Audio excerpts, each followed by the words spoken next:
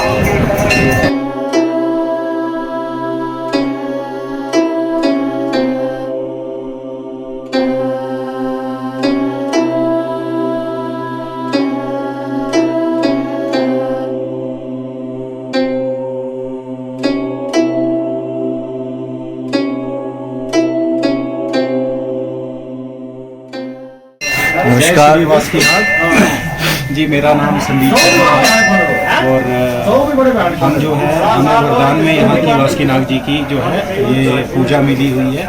हमारी 7-8 फैमिलीज़ हैं ब्राह्मण्स की, जिनकी हर साल चेंज होती है। तो यहाँ का इतिहास अगर मैं आपको बताना चाहूँ तो ये कहा जाता है कि जो मंदिर भद्रवाह में बासुकीनाथ के हैं, जो उनका घर है वो 2-2.5 हज़ार साल पुराने हैं।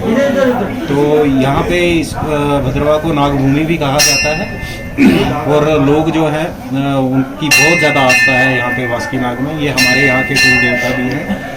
तो कहानी यहाँ की जो कथा है वो ऐसे है कि जो बासुकीनाथ जी प्रभु हैं और जो गरुड़ जी महाराज हैं, इनके पिताजी हैं कश्यप ऋषि और इनकी जो मदर्स हैं वो जो माताएं हैं वो दोनों सगी बहनें हैं।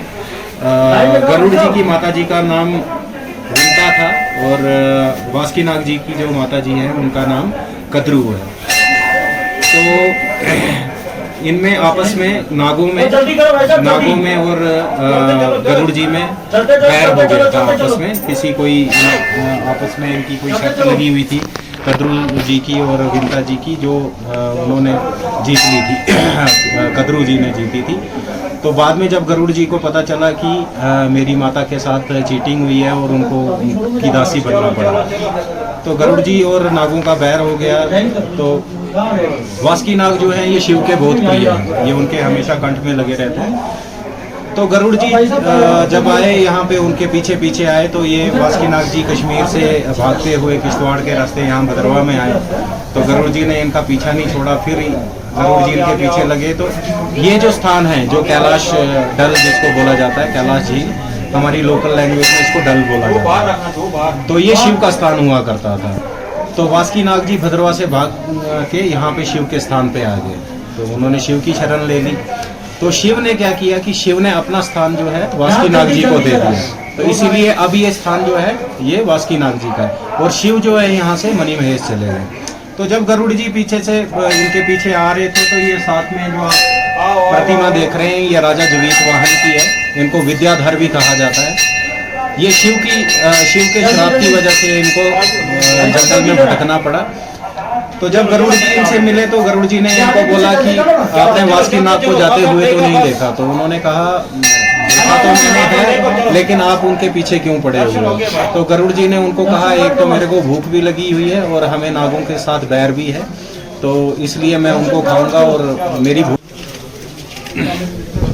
तो सर यहाँ पे जब ये यात्रा आती है, आप देख रहे हो कितनी बड़ी यात्रा है, कितने श्रद्धालु आ रहे हैं, बच्चे हैं, बुजुर्ग हैं, जवान हैं, सभी हैं। तो यहाँ पे जो भी अरेंजमेंट है, जैसे आप देखते हो लंगर है या कुछ भी है, ये सारा जो है लोकल पब्लिक ही अपने उससे करती है। यहाँ पे गवर्नमेंट का ना कोई इंटरेस्ट कभी रहा है और ना ही उनकी कोई हेल्प रही है। तो जो भी है यहाँ की संस्थाएं जो हैं, लोग हैं, वो काफ़ी अच्छा दान करते हैं। कोई चावल दे देता है, कोई दाल दे देता है, कोई लकड़ियाँ पहुँचा देता है। तो बाकी गवर्नमेंट का जैसे अभी देखिए बिजली का थोड़ा सा अरेंजमेंट इलेक्ट्रिसिटी डिपार्टमेंट करता है, पीएचई वाले भी थोड़ा सा करते हैं। बट जैसे इतनी बड़ी ये यात्रा है और ये बहुत ही कठिन यात्रा है, लेकिन सरकार ने इस तरफ कभी देखा ही नहीं है।